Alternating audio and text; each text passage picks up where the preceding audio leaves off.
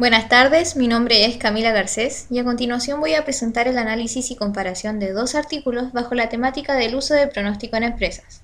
Mis compañeros de equipo son Saúl Chayapa, Raúl Loaiza, Melanie Luque e Ignacio Mancilla.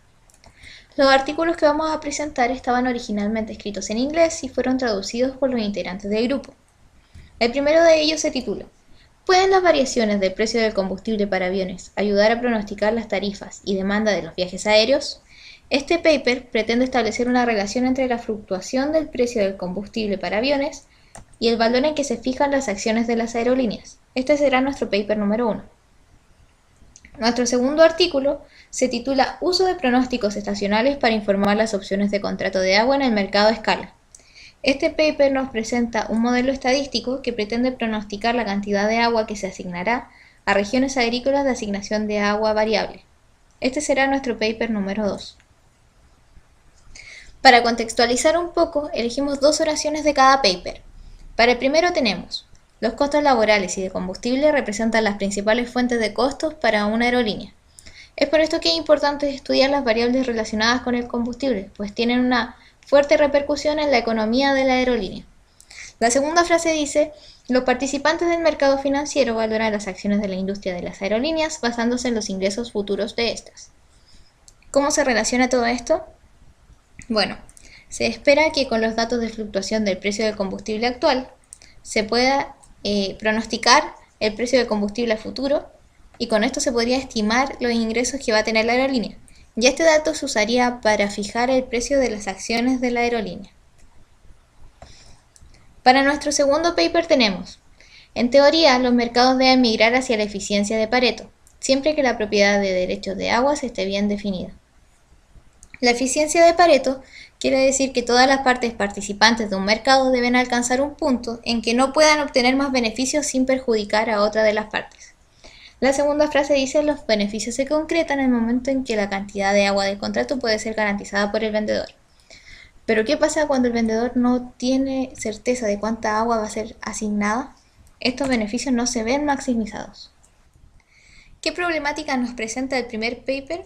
Bueno, primero, no existen muchos estudios dedicados al pronóstico de los ingresos de las aerolíneas y no existen estudios sobre la influencia de la variación del precio del combustible. Entonces, las aerolíneas tienen estimaciones inexactas y por tanto fijan el valor de sus acciones de manera poco certera.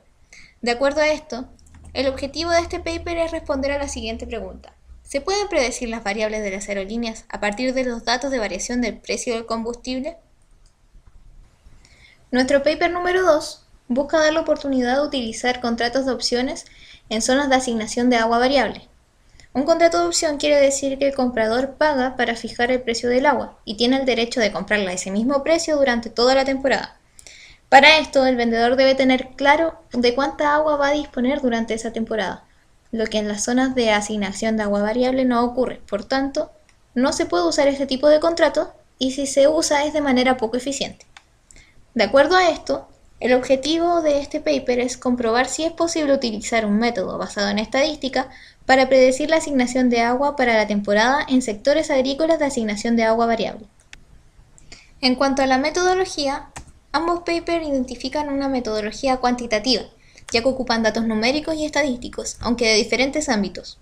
Nuestro primer paper ocupa más que nada datos económicos, mientras que el segundo utiliza como fuente los datos del clima.